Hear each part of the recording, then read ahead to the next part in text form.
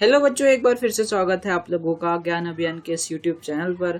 और आज जो है हमारा लेक्चर 3 है क्लास 8 का साइंस का, जिसमें हम पढ़ेंगे सिंथेटिक फाइबर्स एंड प्लास्टिक्स। तो पूरा हम डिस्कस करेंगे, एनसीईआरटी भी हम पूरी खत्म कर लेंगे इसमें, और उसकी बैक पेज एक्सरसाइज भी हम करेंगे इस लेक्चर में लास्ट में। ठीक है, तो मुझे ऐसा लगता है कि चैप्टर 2 का जो लेक्चर अपलोड हुआ था उससे आपको सब कुछ समझ में आ गया होगा। उससे पूरी एनसीईआरटी भी हो गई होगी और बैक पेज एक्सरसाइज भी हो गई होगी। फिर भी कोई डाउट रह गया हो तो उसे नीचे कमेंट बॉक्स में कमेंट कर देना। तो चलिए आज का चैप्टर शुरू करते हैं। जैसे कि हमारी प्रथा है, हम पहले देखते हैं कि चैप्टर में क्या क्या पढ़ना है, ओवरव्यू। तो वो देख लेते हैं, what are natural fibres and synthetic fibres. तो यार देखो, ये जो चैप्टर है इसमें जो सिंथेटिक फाइबर्स के ही बारे में दिया हुआ है, इसी के ऊपर फोकस किया हुआ है, लेकिन जो क्वेश्चंस आते हैं वो नेचुरल फाइबर से भी आ जाते हैं, तो वो भी हम डिस्कस करेंगे। सेकंड, हम देखेंगे कुछ इंपॉर्टेंट टर्म्स जो कि एनसीईआरटी के बीच बीच में है, तो वो इंपॉर्टेंट टर्म्स हम देखेंगे। थर्ड, हम देखेंगे टाइप्स ऑफ सिंथेटिक फाइबर्स। तो चैप्टर जब सिंथेटिक फाइबर्स है तो उसके कुछ टाइप्स के बारे में देखेंगे। फोर्थ, हम देखेंगे प्लास्टिक्स क्या होते हैं, फिर प्लास्टिक के एडवांटेजेस और डिसएडवांटेजेस, और फिर एनवायरमेंट कंसर्न हम देखेंगे। और लास्ट में जो है हम बैक पेज एक्सरसाइज करेंगे एनसीईआरटी की, जिससे कि आपको एक तरह से ना रिवीजन और ओवरव्यू हो जाएगा, रिवीजन और कंक्लूजन हो जाएगा। शुरू करते हैं। हमारा जो पहला स्लाइड है, natural fibres and synthetic fibres. तो जो क्वेश्चन है वो कॉमनली ऐसे आ जाता है 3 और 5 मार्क्स में कि आपको नेचुरल फाइबर और सिंथेटिक फाइबर डिफरेंशिएट करना होता है। तो उसी के ऊपर मैंने एक ही स्लाइड में बना दिया है, जिससे कि आपको दोनों समझ भी आ जाएगा और आपका एक क्वेश्चन भी प्रिपेयर हो जाएगा। नेचुरल फाइबर्स, तो first they are obtain from natural sources like plants and animals. जो फाइबर नेचुरल सोर्सेज से हमें ऑब्टेन होते हैं, प्लांट और एनिमल से ऑब्टेन होते हैं, वो नेचुरल फाइबर्स होते हैं। लेकिन सिंथेटिक फाइबर्स वो फाइबर्स होते हैं जो आर्टिफिशियल होते हैं, जो ह्यूमन की इंटरफेरेंस से बनाए गए होते हैं, या फिर पेट्रोकेमिकल्स को प्रोसेस करके बनाया जाता है। यहाँ पे जो एक एक वर्ड है ना, जैसे पेट्रोकेमिकल्स, आर्टिफिशियल, मैनमेड, ये सारे इंपॉर्टेंट वर्ड्स हैं। तो इसको एक तरह से हाईलाइट भी करते रहो और इसको लिखते भी रहो पूरी डेफिनेशन के साथ। तो ऑब्टेन फ्रॉम आर्टिफिशियल और मैनमेड सोर्सेस और by chemical processing of petrochemicals. Natural fibres में second point, they are less durable and fade in colour. तो देखो यार, ये नेचुरल है तो ये ड्यूरेबल भी कम होगा और जो कलर होगा वो फेड होगा, थोड़ा उतना ग्लोइंग कलर नहीं आएगा। लेकिन जो सिंथेटिक फाइबर है ये ड्यूरेबल भी होते हैं और ये सिंथेटिक होते हैं, ह्यूमन आर्टिफिशियल मैनमेड होते हैं। तो इसमें हम कलर्स ऐड कर सकते हैं, तो ग्लोइंग कलर्स इसमें डाइज ऐड कर दिए जाते हैं, तो इससे ये और अच्छे लगते हैं अपीयरेंस में। थर्ड पॉइंट है, नेचुरल फाइबर्स आर एक्सपेंसिव। जो नेचुरल फाइबर्स होते हैं वो एक्सपेंसिव होते हैं, लेकिन जो सिंथेटिक फाइबर्स होते हैं ये इतने एक्सपेंसिव नहीं होते। फोर्थ पॉइंट है, it is comfortable for use. Natural fibre जो होते हैं वो यूज के लिए कंफर्टेबल होते हैं और इन्वायरमेंट को भी कोई नुकसान नहीं पहुंचाते। लेकिन जो सिंथेटिक फाइबर्स होते हैं ये कंपैरेटिवली लेस कंफर्टेबल होते हैं। नेचुरल फाइबर के कपड़े से अगर कंपेयर करें तो लेस कंफर्टेबल होते हैं और इन्वायरमेंट को भी हार्म पहुंचाते हैं। एग्जाम्पल है नेचुरल फाइबर के कॉटन और सिल्क। जो कॉटन और सिल्क है, जो प्योर सिल्क होता है वो नेचुरल फाइबर होता है, और जैसे नायलॉन है वो एक तरह का सिंथेटिक फाइबर है। तो हमने ये समझ लिया कि नेचुरल फाइबर क्या होता है, सिंथेटिक फाइबर क्या होता है। अब कुछ इंपॉर्टेंट टर्म्स की तरफ पढ़ते हैं। पॉलीमर, पॉलीमर क्या होता है, आपके लिए नया शब्द है। पॉलीमर क्या होता है ये? अ synthetic fibre is also a chain of small units joined together. Each small unit is actually a chemical substance. तो देखो, जो सिंथेटिक फाइबर है वो किससे बनता है? कुछ केमिकल से बनता है, कुछ केमिकल सब्सटेंस होता है वो। तो जो सिंथेटिक फाइबर होता है ना, वो किसी केमिकल सब्सटेंस का जो स्मॉल यूनिट होता है। जैसे यहाँ पे देखो, मान लो कि कोई केमिकल सब्सटेंस है और उसमें छोटे छोटे स्मॉल यूनिट्स होते हैं, अलग अलग इंडिविजुअल यूनिट्स। ये एक यूनिट है, ये एक यूनिट है, ये एक यूनिट है, ये एक यूनिट है। तो ऐसे अलग अलग यूनिट्स होते हैं। लेकिन जब ये यूनिट का पॉलीमराइजेशन होता है, इसका मतलब ये पॉलीमराइजेशन एक प्रोसेस है जिसमें कि ये सारे जो इंडिविजुअल्स हैं, स्मॉल यूनिट्स हैं, ये सारे एक बॉन्ड के द्वारा जुड़ जाते हैं और एक large unit, single unit form कर लेते हैं। बस इतना कुछ है कि जो स्मॉल केमिकल सब्सटेंस होता है वो एक लार्ज यूनिट फॉर्म कर लेता है, उसी को कहते हैं पॉलीमर। तो वही बात यहाँ पे लिखी गई है, many such small units combined together to form a large unit called polymer. ठीक है। सेल्यूलोज, सेल्यूलोज क्या है? वो भी एक तरह का पॉलीमर है। तो जो पॉलीमराइजेशन जो प्रोसेस है ये नेचुरल भी होता है, नेचर में भी होता है। तो जो सेल्यूलोज है वो एक तरह का पॉलीमर है, किसका? ग्लूकोज का, ठीक है। और एग्जाम्पल क्या है? कॉटन। तो जो सेल्यूलोज है वो ग्लूकोज यूनिट से बना होता है, ग्लूकोज के स्मॉल स्मॉल यूनिट से बना होता है, और ये सेल्यूलोज का एक एग्जाम्पल है कॉटन। थर्ड है हमारा पेट्रोकेमिकल्स। तो जब हम एक्सट्रैक्ट करते हैं, पेट्रोलियम एक्सट्रैक्ट करते हैं, तो पेट्रोलियम क्या होता है कि वो पेट्रोल नहीं होता, वो पेट्रोलियम होता है। उसमें और भी कई सारी चीजें, कई सारी इम्प्योरिटीज मिक्स होती हैं, तो उसे रिफाइनरी में जाके रिफाइन करना पड़ता है, और रिफाइन करके ना अलग अलग प्रोडक्ट्स बनाए जाते हैं। जैसे कि उसमें से थोड़ा ग्रीस निकलता है, जो ग्रीस साइकिल में डलता है वो ग्रीस होता है, तो वो भी क्या है? एक पेट्रोलियम प्रोडक्ट है। और पेट्रोल क्या है? वो भी एक पेट्रोलियम प्रोडक्ट है। तो वैसे ही जो मटेरियल पेट्रोलियम ओरिजिन के हैं, जो पेट्रोलियम से बने हैं, वो पेट्रोकेमिकल्स होते हैं। फोर्थ है हमारा पेट। पेट में आपको याद रखना है पॉलीथीन टेट्राफाइलेट। इसका जो ये है नाम, फुल फॉर्म, ये ज्यादा नहीं पूछा जाता। इसको आपको ये याद रखना है कि it is a familiar form of polyester. ये जो पेट होता है ये पॉलिस्टर का एग्जाम्पल होता है, और इससे बॉटल्स बनाए जाते हैं। मेनली जो वाटर बॉटल्स होते हैं उससे बनाया जाता है, पेट बॉटल्स भी कहते हैं। तो बॉटल्स, यूटेंसिल्स, फिल्म्स, वायर, ये सब जो बनते हैं ये सब पेट से बनते हैं। पेट भी एक तरह का पॉलीमर है, ठीक है। ये हमने कवर कर लिया कुछ इंपॉर्टेंट टर्म्स को, 2 चीजें हमने कवर कर ली। अब जो हमारा थर्ड टॉपिक आता है types of synthetic fibre. Synthetic fibre के टाइप्स। तो टाइप्स मतलब कि कुछ कुछ पर्टिकुलर सिंथेटिक फाइबर्स दिए गए हैं, उनके बारे में हमें 2-3 पॉइंट पढ़ना है। तो जो पहला सिंथेटिक फाइबर है वो है रेयॉन। रेयॉन एक सिंथेटिक फाइबर है जिसको आर्टिफिशियल सिल्क भी कहा जाता है। आर्टिफिशियल सिल्क क्यों कहा जाता है भाई? क्योंकि रेयॉन जो है ना एक सिंथेटिक फाइबर है जो कि सिल्क की तरह दिखता है। जो नेचुरल सिल्क होता है वो काफी अच्छा सॉफ्ट होता है और उसमें काफी अच्छा मतलब ग्लो होता है, कलर होता है। तो जो रेयॉन, जो असली सिल्क होता है ना, वो काफी ज्यादा एक्सपेंसिव होता है, काफी ज्यादा महंगा होता है। लेकिन जो आर्टिफिशियल सिल्क है वो जो रेयॉन है वो उतना ज्यादा महंगा नहीं होता। तो जो साइंटिस्ट थे उन्होंने 19वीं सेंचुरी में रेयॉन को डिस्कवरी की थी वुड पल्प से। तो एक तरह से एक्सेप्शन मान सकते हो इसको कि इसे बनाया गया था वुड पल्प से ही, लेकिन फिर भी ये सिंथेटिक फाइबर ही है। और it is cheaper than silk and can be woven in silk fibres, बता दिया मैंने आपको। ये सिल्क से सस्ता होता है। और it can be also died in variety of colours. इसे वेराइटी ऑफ कलर्स में डाई कर सकते हैं, इसे अलग अलग रंगों से रंगा जा सकता है।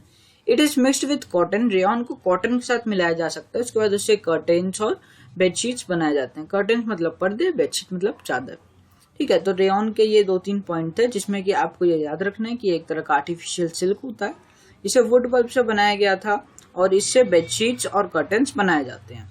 सेकंड आता है हमारा नायलॉन। नायलॉन जो है काफी इंपॉर्टेंट है, इससे काफी सारे क्वेश्चंस बनते हैं। नायलॉन को तो आपको बहुत बहुत अच्छे से पढ़ना है।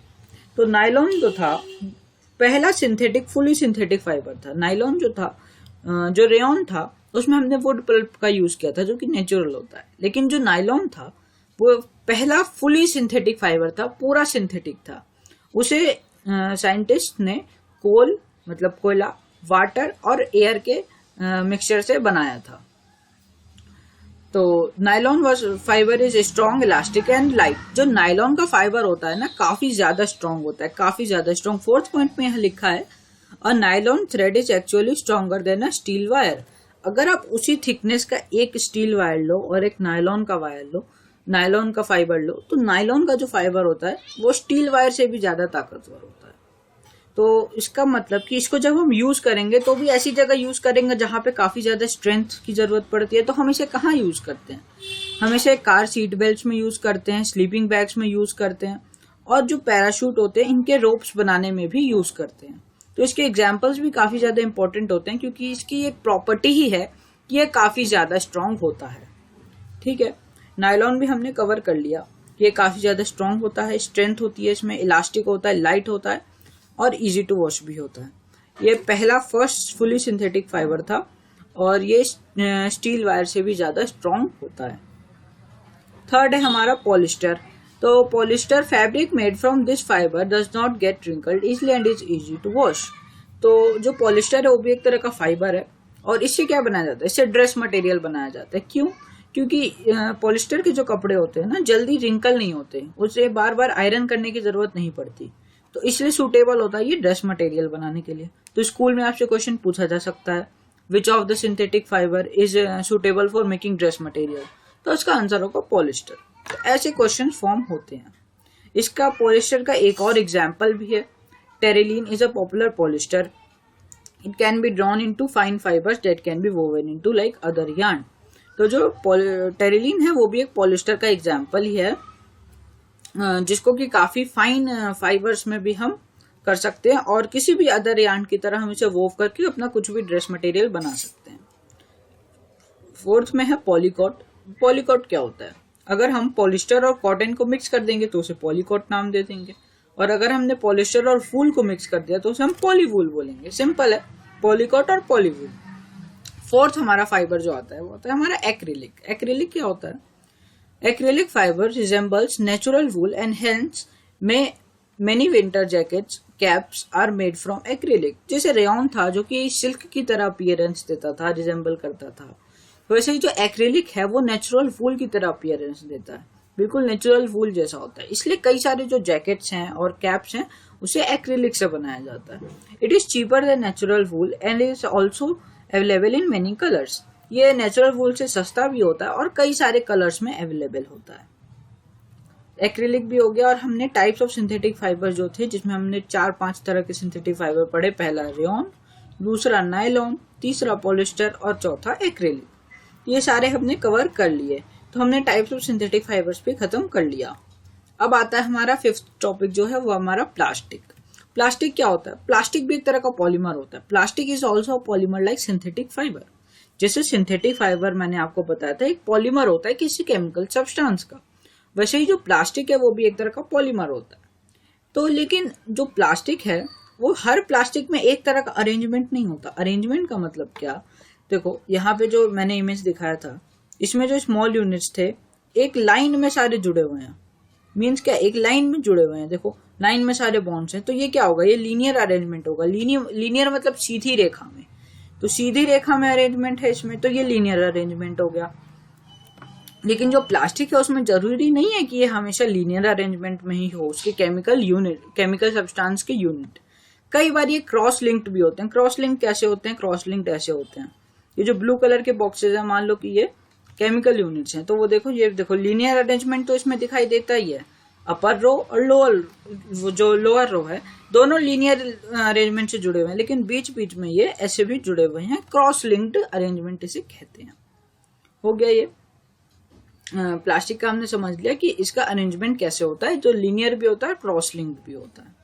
Third, the fact is plastic is easily mouldable. जो प्लास्टिक है काफी इजिली मोल्डेबल होता है। हम उसे मोल्ड करके कुछ भी बना सकते हैं अपने जरूरत के हिसाब से। देखो प्लास्टिक की कितनी सारी चीजें होती हैं। जो पेन का बॉडी होता है वो भी प्लास्टिक का होता है, जो कंटेनर होता है वो भी प्लास्टिक का होता है, बकेट्स होते हैं प्लास्टिक के, जो वाटर टैंक होता है वो भी प्लास्टिक का होता है, जो चश्मे का फ्रेम है ये भी प्लास्टिक का है।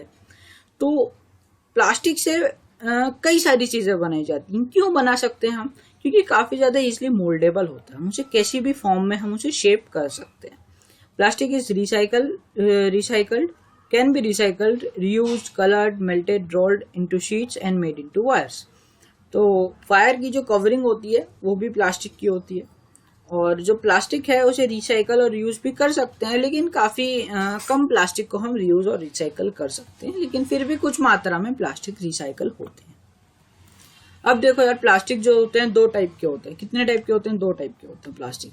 एक होता है थर्मोसेटिंग प्लास्टिक और एक होता है थर्मोप्लास्टिक। ये देखते हैं क्या है। थर्मोसेटिंग प्लास्टिक वो प्लास्टिक होते हैं जो इसको कि एक बार अगर हमने गर्म कर दिया और उसके बाद उसको मोल्ड कर लिया, तो उसके बाद फिर उसे गर्म करने से वो फिर से सॉफ्ट नहीं होते। डेफिनेशन देखते हैं। There are some plastics which when moulded once can not be softened by heating. एक बार अगर हमने उसे मोल्ड कर लिया, मान लो कि एक बार हमने मोल्ड करके प्लास्टिक को, ये हेडफोन्स हमने बना लिए, ये हेडफोन्स हमने बना लिया, वापस से मैं इसको गर्म करूं तो ये वापस से डिफॉर्म नहीं होगा, ये वापस से चेंज नहीं होगा प्लास्टिक। तो ये क्या होता है? थर्मोसेटिंग। गर्म होने के बाद ये सेट हो जाते हैं बिल्कुल। तो ये एक प्लास्टिक का टाइप है। दूसरा है थर्मोप्लास्टिक, इसके बिल्कुल opposite. Plastic which gets deformed easily on heating can be bent easily are known as thermoplastic. जो प्लास्टिक गर्म करने पर आसानी से मोल्ड हो जाते हैं, और उसके बाद फिर उसे गर्म करोगे तो फिर वो मोल्ड हो जाएंगे, वो थर्मोप्लास्टिक होते हैं। एग्जाम्पल पॉलीथीन और पीवीसी। पॉलीथीन और पीवीसी के जो पाइप होते हैं, पीवीसी के कॉमनली पाइप होते हैं, तो पॉलीथीन और पीवीसी जो है थर्मोप्लास्टिक है, उसे हम गर्म करेंगे उसके बाद हम उसे मोल्ड कर सकते हैं। और थर्मोप्लास्टिक के एग्जाम्पल्स हैं बेकेलाइट और मेलामाइन, ये दोनों बहुत इंपॉर्टेंट है, इसलिए हम इसके बारे में डिटेल पढ़ेंगे, बेकेलाइट और मेलामाइन के बारे में। तो ये दोनों लिख लो, वीडियो पॉज करके नोट कर लो, हम बेकेलाइट और मेलामाइन के बारे में आगे पढ़ते हैं। Melamine and bakelite. Bakelite is a poor conductor of heat and electricity. जो बेकेलाइट है, जो कि एक थर्मोसेटिंग प्लास्टिक का एग्जाम्पल है, ये हीट और इलेक्ट्रिसिटी का पुअर कंडक्टर होता है। इसका मतलब क्या है कि बेकेलाइट का अगर बेकेलाइट जो प्लास्टिक है वो हीट और इलेक्ट्रिसिटी को पास नहीं होने देता, पुअर कंडक्टर होता है। It is used for making electrical switches, handles of various utensils. तो ये हीट और इलेक्ट्रिसिटी का पुअर कंडक्टर होता है, ये हीट और इलेक्ट्रिसिटी को अपने से पास नहीं होने देता, उस कारण से इसे इलेक्ट्रिकल स्विचेस और हैंडल्स ऑफ वेरियस यूटेंसिल्स में यूज किया जाता है। तो इलेक्ट्रिकल स्विचेस में हम बेकेलाइट का प्रयोग करते हैं कि हमें इलेक्ट्रिक शॉक ना लग जाए, ये हमें इलेक्ट्रिक शॉक से बचाता है, क्योंकि ये क्या होता है, पुअर कंडक्टर होता है। इलेक्ट्रिसिटी अगर कहीं से लीक हो रही हो अंदर, तो इसे बाहर आने पे पास होने नहीं देगा। और वेरियस यूटेंसिल्स में यूज करते हैं, क्योंकि हम जैसे बर्तनों में खाना पकता है तो उसका तो हैंडल भी गर्म हो जाएगा, फिर हम पकड़ेंगे कैसे उसे, तो इसलिए उसको जो प्लास्टिक होता है वो बेकेलाइट का इस्तेमाल किया जाता है। सेकेंड जो है हमारा melamine, is a versatile material, it resist fire and can tolerate heat better than other plastic. जो मेलामाइन है, इसकी भी प्रॉपर्टी होती है कि ये और जो अलग अलग प्लास्टिक है उनसे और अच्छे से हीट को टॉलरेट कर सकता है, मतलब हीट को रेसिस्ट कर सकता है, अपने से पास नहीं होने देता, और पिघलता भी नहीं है। It is use for making floor tiles, kitchen ware and fabrics which resist fire. ये जो फ्लोर के टाइल्स होते हैं, किचन का जो सामान होता है, और जो फैब्रिक्स होते हैं उसमें फैब्रिक्स मतलब जैसे कि जो कपड़े, अच्छा कपड़ों में इसका यूज कहाँ किया जाएगा, यूनिफॉर्म्स ऑफ फायरमैन। जो फायरमैन होते हैं उनके यूनिफॉर्म, जो उनका फैब्रिक होता है, उसमें मेलामाइन की कोटिंग की जाती है। किससे क्या होगा, वो फ्लेम रेसिस्टेंट बन जाएगा उनका जो यूनिफॉर्म है। तो मेलामाइन का ये एक बहुत इंपॉर्टेंट यूज होता है, जो कि फायरमैन के यूनिफॉर्म में यूज किया जाता है। तीसरा जो है हमारा एक चीज है टेफलॉन। टेफलॉन भी एक इम्पॉर्टेंट चीज है, जो कि मेलामाइन और बेकेलाइट से अलग है। टेफलॉन अलग चीज है। Teflon is a special plastic on which oil and water does not stick. तो मेलामाइन का हमने प्रॉपर्टी देखा, बेकेलाइट का देखा, वैसे अब टेफलॉन का देख रहे हैं। तो टेफलॉन की एक प्रॉपर्टी होती है कि अपने ऊपर ऑयल और वाटर को चिपकने नहीं देता, इस कारण से उसे नॉन स्टिक कुकवेयर्स में यूज किया जाता है। आपने सुना होगा नॉन स्टिक तवा, नॉन स्टिक कढ़ाई, तो उसमें क्या होता है, टेफलॉन एक की लेयर कर दी जाती है, तो उससे क्या होता है, ऑयल और वाटर जो है उसमें चिपकता नहीं है। Advantages of plastic. तो प्लास्टिक्स हमने देखा क्या होते हैं, प्लास्टिक कैसे उनका स्ट्रक्चर होता है, अरेंजमेंट होता है। अब इसकी कुछ एग्जांपल्स देखते हैं, एडवांटेजेस देखते हैं। Plastic is non reactive. पहला, ये रिएक्टिव नहीं होता, ये रिएक्ट नहीं करता। Plastic is light, strong and durable. Plastic के जो कंटेनर्स होते हैं हल्के होते हैं, लाइट होते हैं, स्ट्रॉन्ग होते हैं और ड्यूरेबल होते हैं। Plastics are poor conductor. Poor conductor of what, heat and electricity. Heat और इलेक्ट्रिसिटी के पुअर कंडक्टर होते हैं plastics.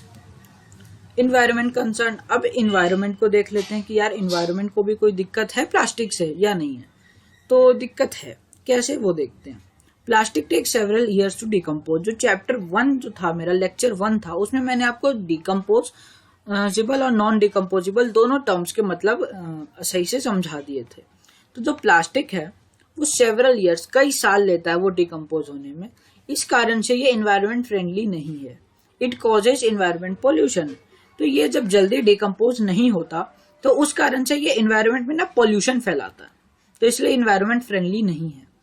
The burning of process. अब देखो कि ये डिकम्पोज नहीं हो रहा, तो क्या हम इसे जला सकते हैं? नहीं, जला भी नहीं सकते। क्यों नहीं जला सकते? It releases lots of poisonous fumes into the atmosphere causing air pollution. अगर हमने इसे जलाना चाहा, हम चाहें कि हम इसे जला के खत्म कर देते हैं, तो इससे काफी सारे पॉइजनस गैसेस रिलीज होते हैं एटमॉस्फेयर में, जिससे एयर पोल्यूशन होता है। The plastic material chokes the respiratory system of animals और forms lining in their stomach. जो एनिमल्स होते हैं कुछ, जैसे डॉग्स हो गए, काउस हो गए, तो वो क्या होते हैं, स्ट्रीट के जो आसपास जो गार्बेज होता है, कई बार उसमें से खाना खाते हैं, तो वो क्या गार्बेज जो होता है प्लास्टिक के बैग्स में बंद होता है, तो उस कारण से कई बार उनके रेस्पिरेटरी सिस्टम में वो अटक जाता है, चोक कर जाता है, या अगर उन्होंने खा भी लिया तो उनके स्टोमक के अंदर एक लाइनिंग बन जाती है प्लास्टिक की, which can be cause of their death, जो कि आगे उनके डेथ का कॉज भी हो सकता है। अब सॉल्यूशन क्या है? इतने सारे हमने देखे कि भाई ये डिकम्पोज भी नहीं हो सकता, इसे हम जला भी नहीं सकते, इससे ये दिक्कत भी होती है, एनिमल्स को भी हार्म है। तो इसका सॉल्यूशन क्या है? 3-4 सॉल्यूशन है इसके। Avoid the use of plastic as far as possible, plastic का यूज ही मत करो, ज्यादा यूज ही मत करो प्लास्टिक का, पहला सॉल्यूशन। दूसरा, make use of bags made of cotton और jute when you go for shopping, जब कोई सामान खरीदने जाए, जब शॉपिंग पे जाए, तो कॉटन या जूट के बने जो कि नेचुरल फाइबर्स हैं, जो डिकम्पोज हो जाएंगे, उनके बैग्स हम पहले से लेके जाएं, जिससे कि हमें प्लास्टिक बैग की जरूरत ना पड़े। The 5R principle, reuse, reduce, reuse, recycle, recover, refuse, ये तो सबको पता है, इसमें क्या समझाना है। ठीक है, सॉल्यूशन भी हमने देख लिया। अब धीरे धीरे जो हमारा चैप्टर एंड होने वाला है, काफी छोटा चैप्टर था ये, हो ही गया चैप्टर एंड। अब जो हमारा स्लाइड आया है, एनसीईआरटी की बैक पेज एक्सरसाइज आई है, तो मैं आपको यहाँ पे दिखा देता हूँ कि जो भी हमने पढ़ा था, जो भी हमने पढ़ा है वो सब कुछ एनसीईआरटी का ही पढ़ा है, और इससे सारी जो एनसीईआरटी की बैक पेज एक्सरसाइज है वो भी सॉल्व हो जाएगी। सब कुछ मैं आपको दिखा देता हूँ यहाँ पे। तो synthetic fibres are also called dash and dash fibres, तो यहाँ पे मैंने डिस्कस किया था, देखो जो पहला स्लाइड था यही मैंने डिस्कस किया था। Synthetic fibres are also called artificial या मैन मेड फाइबर्स, तो यहाँ पे टर्म लिखा है आर्टिफिशियल और मैन मेड। मैंने आपको बोला था यहाँ पे हर एक वर्ड इंपॉर्टेंट है, तो देखो यार आगे फिल इन द ब्लैंक्स में आ गया, यहाँ पे हमने ये बात डिस्कस किया था। सेकंड है हमारा synthetic fibres are synthesized from raw material called, उसी स्लाइड में एक यहाँ पे टर्म लिखा था पेट्रोकेमिकल्स, यहाँ पे मैंने लिखा है obtained from artificial man made sources और by chemical processing of petrochemicals. तो इसका आंसर क्या होगा? पेट्रोकेमिकल्स। रॉ मटेरियल पूछा था उसने, तो रॉ मटेरियल क्या है? Petrochemicals. See, like synthetic fibres plastic is also, जो प्लास्टिक का हमारा था यहाँ पे slide, plastic is also polymer like synthetic fibre, तो इसका आंसर क्या हो गया? पॉलीमर। ठीक है, ये भी हमारा हो गया। Give examples which indicate that nylon fibres are very strong, मैंने आपको बताया था कि जो नाइलॉन के एग्जाम्पल्स है काफी ज्यादा इंपॉर्टेंट है, तो 2 एग्जाम्पल आपको यहाँ पे दिखाने होंगे, 2 या 3 एग्जाम्पल। तो उसमें आप एक पैराशूट वाला दिखा सकते हो और एक रोप क्लाइंबिंग वाला दिखा सकते हो। ठीक है, और कार सीट बेल्ट में भी यूज किया जाता है। ये सारी बातें हमने अपने लेक्चर में कवर किया हुआ है। Explain why plastic containers are favoured for storing food, उसके लिए यहाँ पे एडवांटेजेस ऑफ प्लास्टिक्स आप लिखोगे। प्लास्टिक इज नॉन रिएक्टिव और plastic is light, strong and durable, ये दोनों पॉइंट आएंगे। थर्ड पॉइंट यहाँ पे नहीं आएगा, क्योंकि फूड स्टोर करना है, उसमें कंडक्शन, उसमें पुअर कंडक्टर और गुड कंडक्टर का रोल ही नहीं है, उसमें इलेक्ट्रिसिटी और हीट का तो रोल ही नहीं है, तो इसीलिए आपको 2 ही पॉइंट यहाँ पे लिखने होंगे। Plastic is non reactive, plastic is light, strong and durable. Third question है explain the difference between thermoplastic and thermosetting plastic, तो यहाँ पे हमने थर्मोसेटिंग प्लास्टिक और थर्मोप्लास्टिक का डिफरेंशिएशन ही किया था, डिफरेंशिएट कर लिया था, ये भी हो गया। Explain why the following are made from thermosetting plastic, thermosetting plastic से सॉसपेन के handles, electric plug, switch board यहाँ पे क्यों बनाए जाते हैं, जो कि मैंने आपको यहाँ पे डिस्कस कर दिया था। तो हमारा जो पूरा चैप्टर है अब खत्म हो चुका है। एनसीईआरटी की बैक पेज एक्सरसाइज में भी आपको दिखा दिया मैंने कि जो भी चीज हमने स्लाइड में डिस्कस किया था, जो भी पढ़ा था, उसी से एनसीईआरटी के बैक पेज के क्वेश्चंस बने हुए हैं। तो इसी के साथ होता है हमारा चैप्टर खत्म। आप इसके सारे नोट्स बना लेना चैप्टर 3 के, और एनसीईआरटी की बैक पेज एक्सरसाइज करना बहुत इंपॉर्टेंट है, वो भी कर लेना। और मिलते हैं आपसे लेक्चर 4 में, नेक्स्ट लेक्चर में चैप्टर 4 के साथ। तब तक के लिए पढ़ते रहो।